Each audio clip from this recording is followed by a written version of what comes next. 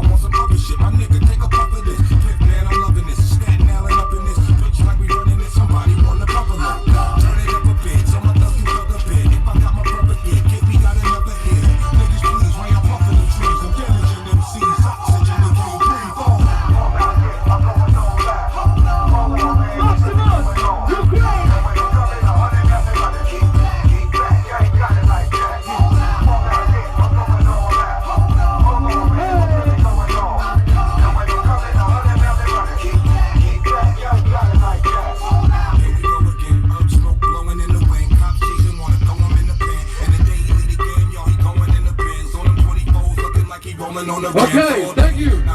Next one, come on in the way. Strength for Ukraine!